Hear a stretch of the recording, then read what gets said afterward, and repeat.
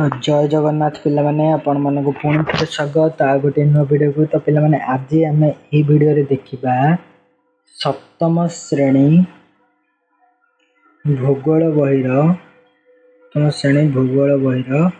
प्रथम अध्याय जहाँ होची तुमर कोन ना आम परिवेश।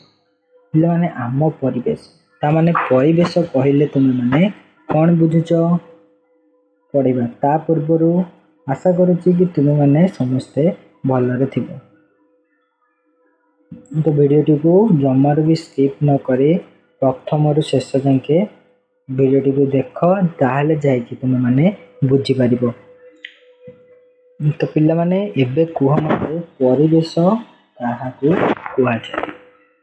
परिवेश कौन देख एठी तुमर देला जे रजत भुवनेश्वर तार मामू घरे रही पढ़े। खरा छुट्टी सरिले सांग मानक सह रजत सहल स्कूल रे पहुँचला। खरा छुट्टी जेमती सरीगला रजत कौन ता स्कूल रे जाके पहुँचीगला कारण से माने स्कूल पछ खेल पड़िया रे किछि समय खेलिबे किंतु तांकर प्रिय खेल पड़ियाटी पूर्व भली आउ नाही। एठारे खोला होई किछि निर्माण कार्य चली थाए। लोकों को पचारि जानिला जे सेठारे एक महला विशिष्ट घर तैयारी माने गोटे कौन हम गोटे बिल्डिंग तैयारी हम है गोटे बिल्डिंग टे सेठी तैयारी हम बुझिपाल। सेथिरे अनेक परिवार रहिबे। रजत मन बहुत दुख हैला। ता खेल पड़िया कोमल सबुज घास चतुष्पार्श्व थिबा विभिन्न रंग बेरंग फूल प्रजापति आदि सबुदिन पई निश्चिन्न होइगले। रजत तार सांग मानक सह ए विषय कथा हैला। सेदिन श्रेणी गृह रे शिक्षक मध्य कहले देख आमर परिवेश किपरि बदलुछि हैला परिवेश किपरि बदलुछि। सेठी रजत सार मु पचारिला कौन सर परिवेश कौन। रजत पचारिला परिवेश कौन तुम्हें सार ताको कौन कहले सार कहले तुम चारि पाखरे जहा रहिछि ताहा तुमर परिवेश। एटा को अंडरलाइन कर दियो बहिरे पिला माने तुम चारि पाखरे जहा रहिछि ताहा होछि तुमर परिवेश। शिक्षक उत्तर देले। रजत शिक्षकों को कहिला तेबे आम स्कूल कोठा श्रेणी गृह थिबा टेबुल चेयर खोला पड़िया रास्ता अलिया आवर्जना मोर श्रेणी पिलाए समस्त तो हेउथिबे ताले मोर परिवेश। शिक्षक कहले हाँ समस्त तुमर परिवेश। पुणी बुझाई कहले जे देख एथिरु केते कहउछन्ती कोन प्रकृति द्वारा सृष्टि होइछे यथा पर्वत झरणा वृक्षलता जीवजंतु अन्य गुड़िक मनीष तैयारी करिछि यथा रास्ता घाट कार ड्रेस बही हैला। सार कौन कहले सार कहले देख पदार्थ होछि आम चतुर्पार्श्व रे देखुथिबा जिनिस को आमे पदार्थ कहथाउ। ता माने आम चतुर्पार्श्व तो विभिन्न सारे जिनिस अछि पहाड़ अछि पर्वत अछि झरणा अछि खेल पड़िया अछि गछ अछि घर अछि रास्ता घाट अछि टेबुल अछि चेयर अछि सब अछि। ताले ता भितर पुणी प्रकृति द्वारा किछि सृष्टि अछि ताले हमर पदार्थ को केते भाग विभक्त करा गला ना एठी पदार्थ को तीन भाग रे विभक्त करा जायछि हैला। तीन भाग रे विभक्त करा जायछि ना कोन कोन से गुडी को हैला गोटे होछि प्राकृतिक आ गोटे मनुष्यकृत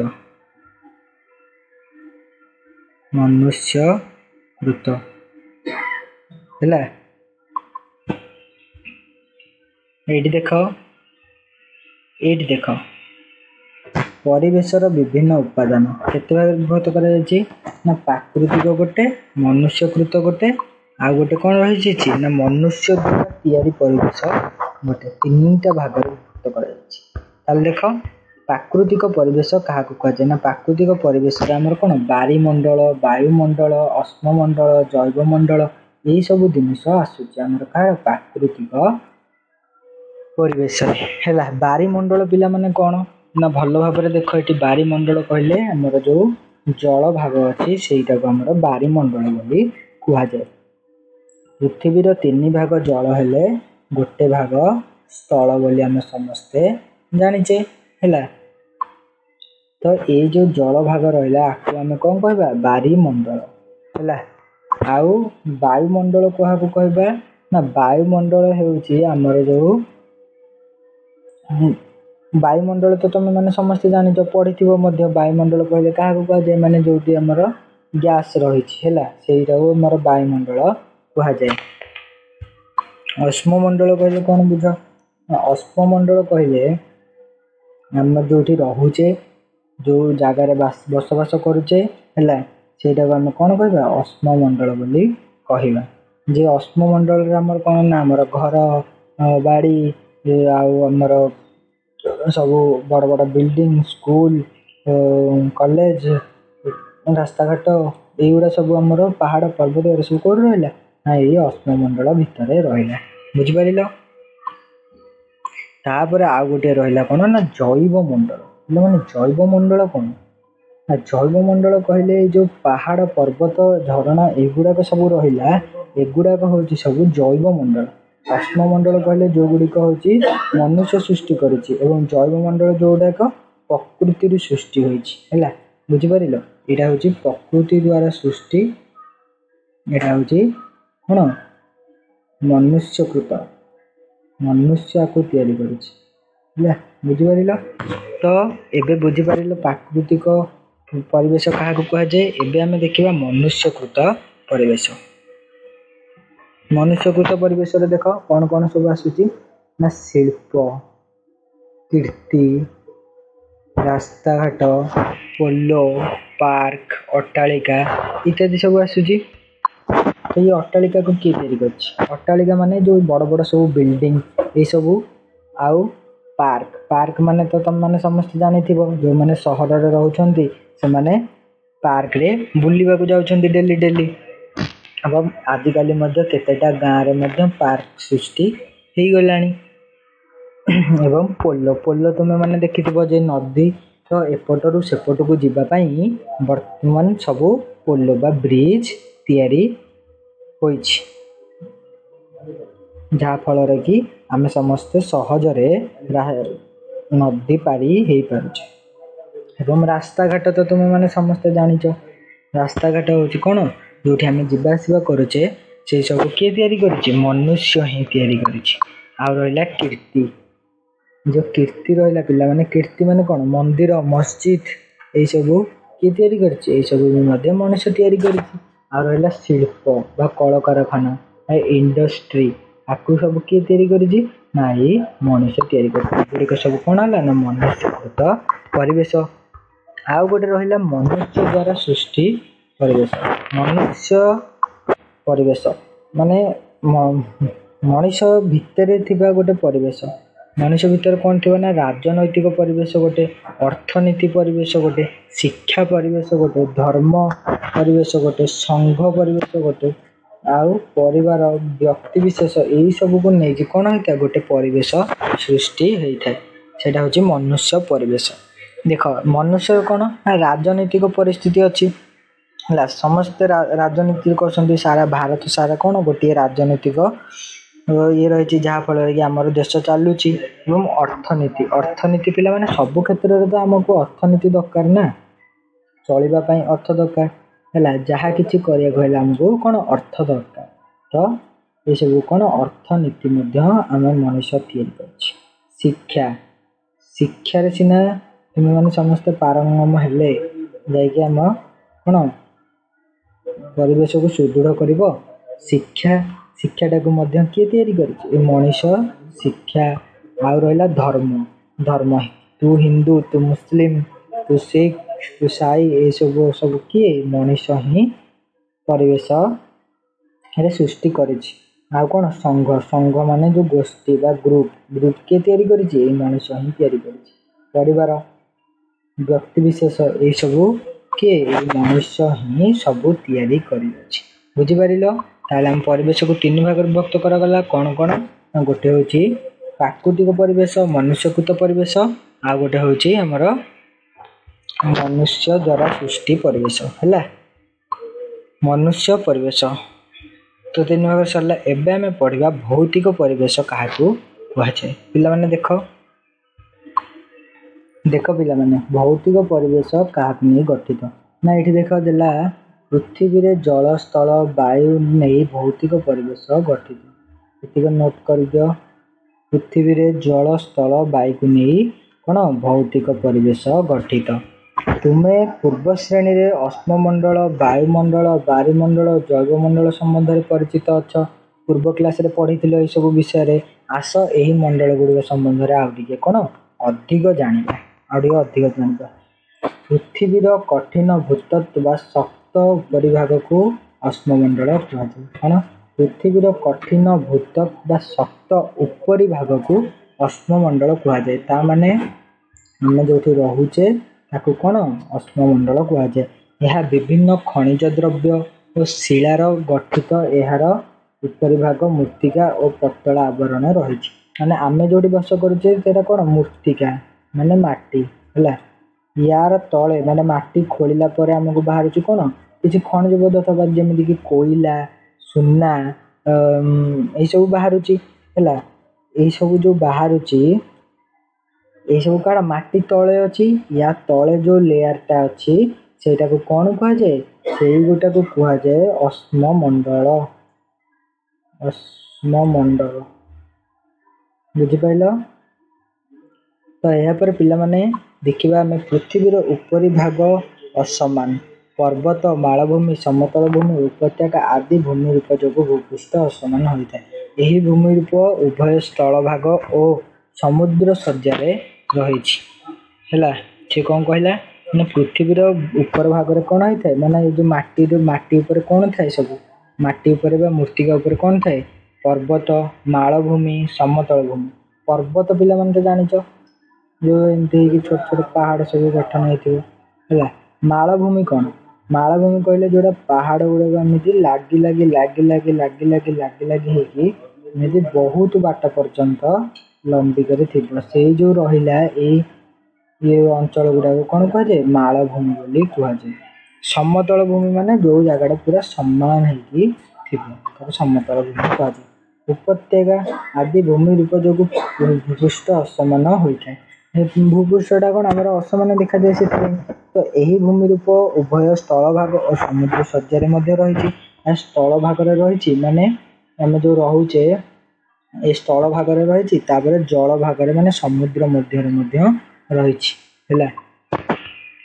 ये पिला माने देख जे आमर वायुमंडल क्या कहुए वायुमंडल ऊपरटा कौन वायुमंडल ये जो पहाड़ पर्वत झरणा ये सब जो सृष्टि है आपको हम कौन कहवा जैवमंडल और अश्ममंडल क्या कहवा माटी तले जो सब जिनस अच्छी आम कौन कह अश्ममंडल एवं बारिमंडल क्या कहे जो जल रही जलटा को कौन कहवा बारिमंडल कहवा। तो ये तुम कम अच्छी पिला माने तुम चतुर्पाश निरीक्षण कर भूमि को कि कार्य विनियोग करा जायछि ताहा तालिका करिकी प्रस्तुत कर। तुम कम गुड़िक सब घरे तुम माने करिवो ए सब स्कूल रे मार्क मिलिबो तुम मानक है। तुम घरे बा स्कूल रे व्यवहार करुवा जल केउठु आसुची दैनंदिन जीवन रे जल विभिन्न व्यवहार संबंध में तालिका प्रस्तुत कर। केही जलर अपचय करुवा देखिछ कि यह किपरि होउची जल को केमती आम अपव्यवहार करुचे से तुम मैंने लिख है। देख अश्ममंडल कथा सरला एवं सब जानिले है। एवं आम देखा अश्ममंडल क्या कहुए जैवमंडल कौन आउ बारिमंडल कौन। तो देख पिला माने अरे आउ कौन देखिए ये बारे देखिले ऊपर ये देखिले क्या कहुए अश्ममंडल क्या कहुए कौन वायुमंडल क्या कहुए जलमंडल से सब तो देखिले। एवं आम अश्ममंडल देखी सारे है। आम देखा कौन आम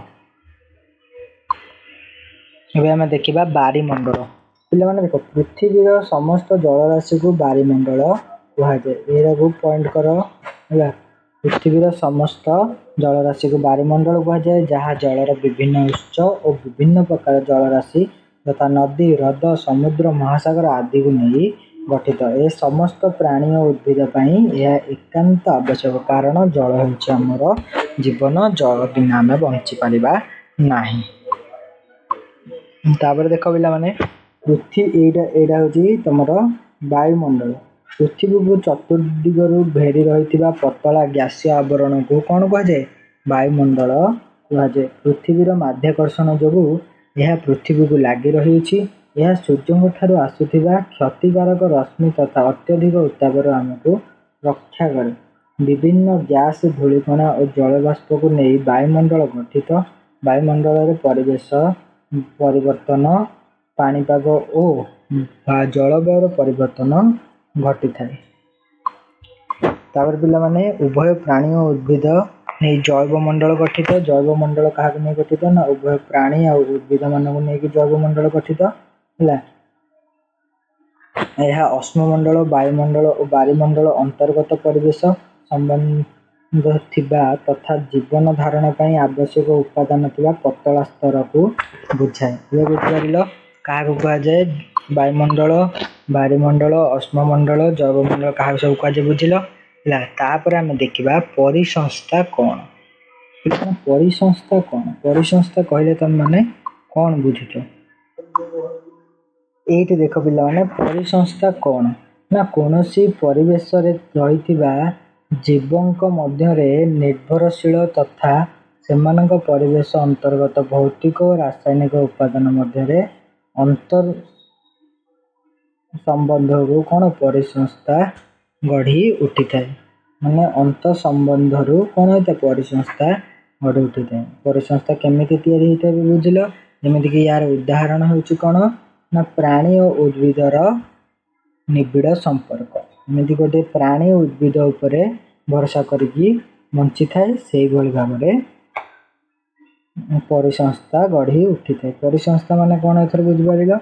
यापर आम देखा कौन मानवीय परिवेश तो पूर्व परिसंस्था विषय आउ किछि जानिबा। तो देख परिसंस्था कहले कौन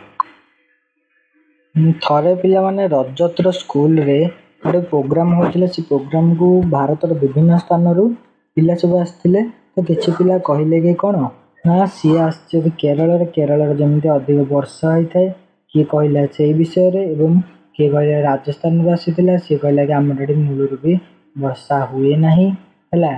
तो ये सब कथा रजत चिंता करला जदि वर्षा हुए ताले गछलता केमिति हुए सेठी है। यही सब नहीं कौन कला रजत शिक्षक को ए संबंध में पचारा। शिक्षक कहले हाँ आंचलिक परिवेश सह वृक्षलता प्राणी लोकंकर चालीचलन यथेष्ट संपर्क रही। प्रकृतर समस्त वृक्षलता प्राणी मनुष्य बंचापी परिवेश उपर निर्भर करिथांती। अनेक समय एमाने परस्पर मध्य निर्भर करिथांती परस्पर उपरे। प्राणी उद्भिद मनुष्यंकर परस्पर सहित तथा सेमानक परिवेश सहित गढ़ी उठिथिबा निबिड़ संपर्क तथा निर्भरशीलतार परिसंस्था सृष्टि होता है। सुतरा एक विस्तृत चिरहरित अरण्य चारण भूमि मरुभूमि पर्वत ह्रद नदी महासागर एवं एपरी एक क्षुद्र पुष्करणी रे मध्य परिसंस्था गढ़ी उठी थाए। गोटे प्राणी उद्भिद उपरे कौन गोटे प्राणी उद्भिद उपरे माने भरोसा करिया को कौन कहुए परिसंस्थान बोली कहुए। बुझिपार। यापर पिला माने देखिबा कौन मानवीय परिवेश। तो ये देख मानवीय परिवेश कहले मनुष्य आवश्यकता परिवेश कृषि पशुपालन खाद्य उत्पादन एवं विनिमय द्रव्य विनिमय वाणिज्य कारोबार परिवहन जोगाजोग ये सब कौन मनुष्यर जीवन धारण द्वारा परिवेश प्रभावित होता है। यही कौन ना परिवेश को व्यवहार रे लगागला माने लगाइला बेले कौन होता है ना मनुष्य जान वाहन जंत्रशील होगा उचित। माने मनुष्य कौन करता जंत्रशील होता है। माने गोटे जगार अन्य स्थान को माल परिवहन करिया कौन आम जानवाहन व्यवहार करते जानवाहन कौन ना जंत्र तैयारी है। तो जंत्र तो मानवीय परिवेश कहले कौन मानवीय परिवेश तुम मानक एना देखी पिला माने मु ये जो देखी ना ये जिनसा ये जिनसा तुम मानवीय परिवेश ମନୁଷ୍ୟ ତାର ଆବଶ୍ୟକତା ମେଣ୍ଟାଇବା ପାଇଁ ପ୍ରାକୃତିକ ପରିବେଶ ଉପରେ ନିର୍ଭର କରିଥାଏ। ଫଳରେ ପରିବେଶର ପରିବର୍ତ୍ତନ ହୁଏ। ଆଦିମ ମଣିଷର ଆବଶ୍ୟକତା ଖୁବ୍ କମ୍ ଥିଲା ଏବଂ ସେ ପ୍ରକୃତି ସହ ନିଜକୁ ଖାପ ଖୁଆଇ ଚଳୁଥିଲା। ସେ ଆବଶ୍ୟକ ପଦାର୍ଥମାନ ସିଧାସଳଖ ତାର ଚତୁଃପାର୍ଶ୍ୱରୁ ସଂଗ୍ରହ କରିଦେଉଥିଲା। ସମୟାନୁକ୍ରମେ ମଣିଷର ଆବଶ୍ୟକତା କ୍ରମଶଃ ବୃଦ୍ଧି ପାଇଲା ଏବଂ ଏହି ଆଧୁନିକ ମଣିଷର ପରିବେଶକୁ ବ୍ୟବହାର କରି ଉପଯୋଗୀ ତଥା ପରିବର୍ତ୍ତିତ କରିବାକୁ ନୂତନ ଉପାୟମାନ ବାହାର କଲା। ସେ କୃଷି କରିବା ଜାଣିଲା, ବିଭିନ୍ନ ପଶୁଙ୍କୁ ଘରେ ରଖି ପାଳିଲା ଏବଂ ସ୍ଥାୟୀ ଭାବେ ବସବାସ କରିଲା। କ୍ରମେ ଗାଡ଼ି ଚକ ଉଦ୍ଭାବନ ହେଲା, ଖାଦ୍ୟ ଉତ୍ପାଦନ ବଢ଼ିଲା, ଦ୍ରବ୍ୟ ବିନିମୟ ଆରମ୍ଭ ହେଲା, ଗୋଟିଏ ଜାଗାରୁ ଅନ୍ୟ ସ୍ଥାନକୁ ଯିବା ଷ୍ଟାର୍ଟ ହେଲା ଏବଂ ବାଣିଜ୍ୟ କାରବାର ବୃଦ୍ଧି ପାଇଲା। ଶିଳ୍ପ ବିପ୍ଳବ ଯୋଗୁଁ ବିଭିନ୍ନ ରକମର ଦ୍ରବ୍ୟ ବହୁ ପରିମାଣରେ ଉତ୍ପାଦିତ ହେଲା। ଯଦି ତିଆରି ହେଲା କମ୍ପାନୀ ସବୁ ତିଆରି ହେଲା ଫଳରେ କ'ଣ ହେଲା ନା ସବୁ ବିଭିନ୍ନ ପ୍ରକାର ସବୁ ଜିନିଷ ମାନ ଉତ୍ପାଦନ ହେଲା ଏବଂ ସବୁ ଅଲଗା ଜାଗାକୁ ଟ୍ରାନ୍ସଫର ହେଲା। ଏହା ଫଳରେ କ'ଣ ଗମନାଗମନ ବଢ଼ିଲା, ଯୋଗାଯୋଗ ବଢ଼ିଲା ହେଲା। ସବୁ ଦ୍ରୁତ ଯାହା ବି ସବୁ ଆମ ସାମାଜିକ ବିକାଶ ହେଇଛି ସେଇ ସବୁ କ'ଣ ଏହି ପରିବହନ ଦ୍ରୁତ ହେଲା। ସୂଚନା ବିପ୍ଳବ ଯୋଗୁଁ ସମଗ୍ର ପୃଥିବୀରେ ଯୋଗାଯୋଗ ବ୍ୟବସ୍ଥା ସହଜ ଓ ସରଳ ହେଇପାରିଲା। ଏହିସବୁ ହେଉଛି କ'ଣ ମଣିଷର ଜୀବନଧାରା ପରିବେଶ ଦ୍ୱାରା ପ୍ରଭାବିତ ହୁଏ। ଖରାଦିନେ ତୁମକୁ ତରଭୁଜ ଏବଂ ଶୀତଦିନେ ଗରମ ଗରମ ମୁଢ଼ି ବାଦାମ ଭଜା ଖାଇବାକୁ କାହିଁକି ଭଲ ଲାଗେ? ତୁମେ କେବେ ଚିନ୍ତା କରିଛ? ପ୍ରକୃତରେ ପ୍ରାକୃତିକ ଓ ମାନବୀୟ ପରିବେଶ ମଧ୍ୟରେ ଏହି ସୁଷମ ସନ୍ତୁଳନର ଆବଶ୍ୟକତା ରହିଛି। ସୁତରାଂ ପରିବେଶରେ ବଞ୍ଚିବା ତଥା ଏହାକୁ ବ୍ୟବହାରରେ ଲଗାଇଲା ବେଳେ ମଣିଷ ବେଶ ଯତ୍ନଶୀଳ ହେବା ଆବଶ୍ୟକ। ତାହେଲେ ପିଲାମାନେ ବୁଝିପାରିଲ। ଏବେ ଆଜି ପାଇଁ ତମର ପାଠ ହେଉଛି ଏତିକି ହେଲା। ତ ନେକ୍ସଟ କ୍ଲାସରେ ଆମେ ପଢ଼ିବା ଏହି ବିଷୟର ଅଭ୍ୟାସ କାର୍ଯ୍ୟ ଏବଂ ଆଶା କରୁଛି ତୁମମାନଙ୍କୁ ଭିଡ଼ିଓଟି ପସନ୍ଦ ଆସିଥିବ। ଯଦି ଭିଡ଼ିଓଟି ପସନ୍ଦ ଆସିଛି ତାହେଲେ ଭିଡ଼ିଓଟିକୁ ଲାଇକ୍, କମେଣ୍ଟ, ସେୟାର କରିଦିଅ ଏବଂ ଯଦି ଆମ ଚ୍ୟାନେଲରେ ନୂଆ କରି ଅଛ ତାହେଲେ ଆମ ଚ୍ୟାନେଲକୁ ସବସ୍କ୍ରାଇବ୍ କରି ବେଲ୍ ଆଇକନ୍କୁ ପ୍ରେସ୍ କରିଦିଅ, ଯାହାଫଳରେ କି ନୂଆ ଭିଡ଼ିଓର ନୋଟିଫିକେସନ୍ ଆପଣମାନଙ୍କ ପାଖରେ ସହଜରେ ପହଞ୍ଚି ଯାଇପାରିବ। ଆଜି ପାଇଁ ଏତିକି। ରହିଲି। ଜୟ ଜଗନ୍ନାଥ। ଧନ୍ୟବାଦ।